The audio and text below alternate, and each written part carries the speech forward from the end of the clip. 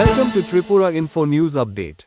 2024 সালের টেট পরীক্ষায় উত্তীর্ণ ইউজিটি ও জিটি চাকরি প্রার্থীরা মঙ্গলবার ত্রিপুরা টিচার্স রিক্রুটমেন্ট বোর্ড এবং প্রাথমিক শিক্ষা দপ্তরের কাছে একটি ডেপুটেশন প্রদান করেন।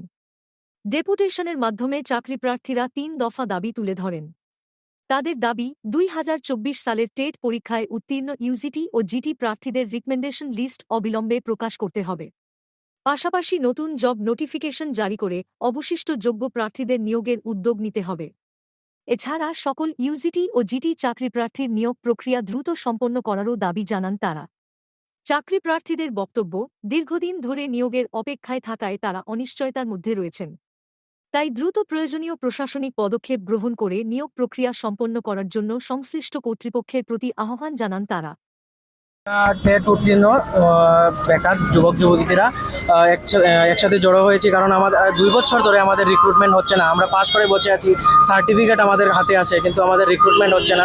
হ্যাঁ, আমরা টিআরবিডিতে বারবার আসছি, কিন্তু কোনো জবাব পাচ্ছি না। কবে নাগাদ আমাদের মেরিট লিস্ট পাবলিশ হবে, কবে আমাদের আমরা অফার পাবো ঠিক জানি না। আমরা সবাই জানি যে ত্রিপুরাতে টিচারের অনেক ক্রাইসিস। হ্যাঁ, প্রায়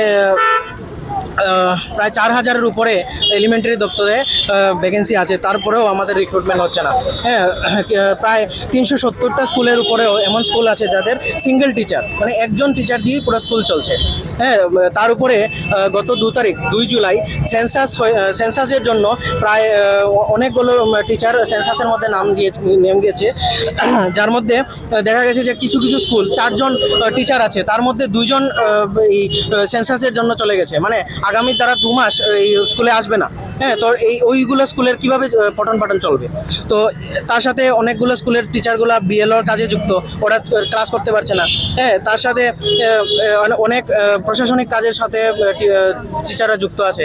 তো এই ক্রাইসিসের মধ্যে টিআরবিটি আমাদের প্রায় 2 বছর ধরে ঝুলিয়ে রেখেছে।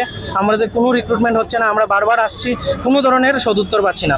এর মধ্যে আমাদের মধ্যে অনেক আছে, হ্যাঁ, যারা এই পরীক্ষায় পাশ করে আশায় আছে যে এই পরীক্ষায় পাশ করলে তার বাবা মা অসুস্থ আছে, তাদের ভালো চিকিৎসা করবে। কেউ আছে তার বোনকে বিয়ে দেবে, হ্যাঁ, এই চাকরি পেলে। তো এইসব জিনিস লক্ষ্য করেও টিআরবিডি থেকে বা সরকারের পক্ষ থেকে কোনো ইনিশিয়েটিভ নেওয়া হচ্ছে না আমাদের রিক্রুটমেন্ট সম্পর্কে। তাছাড়া আমরা দেখছি যে আমরা পরীক্ষা দিয়েছি 2025 সালের এপ্রিল মাসে, কিন্তু আমাদের প্রায় 8 মাস পরে জানুয়ারি মাসের দিকে পিজিটি পরীক্ষা হয়েছে, যেটা 11-12-এর। ওরা গত মাসে অফার পেয়ে গেল, কিন্তু আমরা কি ভুল এমন করলাম যে এখন অবধি আমরা রিক্রুটমেন্ট পাচ্ছি না? আমাদের এক্সাম এত আগে, 8 মাস আগে, তাদের এক্সামের 8 মাস আগে হওয়ার সত্ত্বেও আমরা রিক্রুটমেন্ট পাচ্ছি না। আমাদের সাথে এইভাবে সৎ সন্তানের মতো টিআরবিডি কেন ব্যবহার করছে? আমাদের কেন রিক্রুটমেন্ট করছে না?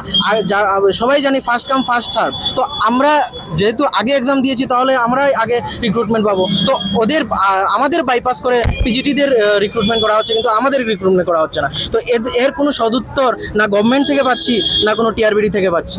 তো এর জন্য আমরা বারবার মিলিত হচ্ছি, টিআরবিডির প্রত্যেকটা স্টাফের সাথে আমরা কথা বলছি, কিন্তু কেউ বলতে পারছে না কবে নাগাদ আমাদের মেরিট লিস্ট প্রকাশ হবে। তো এই নিয়ে আমরা সবাই মিলে চেয়ারম্যান স্যার এবং সাথে সিএম স্যারকে সবাই করজোড়ে আমরা রিকোয়েস্ট করছি যে আমাদের প্লিজ মেরিট লিস্টটা প্রকাশ করুন এবং খুব তাড়াতাড়ি আমাদের অফার প্রদান করুন। কারণ এক তো টিচারের ক্রাইসিস আছে, তার সাথে আমাদের বেকারত্ব দিন দিন, আমরা প্রায় 2 বছর ধরে পুরো বেকার, আমাদের কোনো কর্মসংস্থান নেই। তো আমাদের কথাটা একটু ভাবুন আর আমাদের খুব তাড়াতাড়ি রিক্রুটমেন্টটা প্রদান করুন। আমরা টোটাল টেট 1 এবং টেট 2 মিলে 1856 জন আছি। হ্যাঁ, তার মধ্যেও দেখা গেছে এমন ভ্যাকেন্সি ক্রিয়েট হয়েছে, তার মধ্যে প্রায় অর্ধেক ক্যান্ডিডেট পাস করেও তারা চাকরি পাবে না, কারণ এই রিক্রুটমেন্ট অনুযায়ী অর্ধেক ছাত্ররা বাদ পড়ে যাবে। তাই আমরা সাথে এটাও দাবি রাখছি, ফার্স্ট লিস্ট প্রকাশের সাথে সাথে যাতে অতি সত্বর বাকি যারা 750 সামথিং থাকবে, তাদেরও যাতে একসাথে রিক্রুটমেন্ট হয়ে যায়, এই দাবিটাও আমরা রাখছি। আমাদের আন্দোলন যতক্ষণ না আমরা কোনো সদুত্তর পাচ্ছি ততক্ষণ চলবে। আমরা আজকে একটা সঠিক ডেট নিয়ে যাব যে কবে নাগাদ আমাদের মেরিট লিস্ট পাবলিশ হবে। আমরা এইভাবে দূর দূরান্ত থেকে, কেউ বিলোনিয়া, কেউ সাবরুম, সব দূর দূরান্ত থেকে আমরা এসেছি, কিন্তু বারবার চলে যাচ্ছি। তো এবার আমরা ডেট নিয়েই যাব। হ্যাঁ, আমার নাম প্রান্তিক।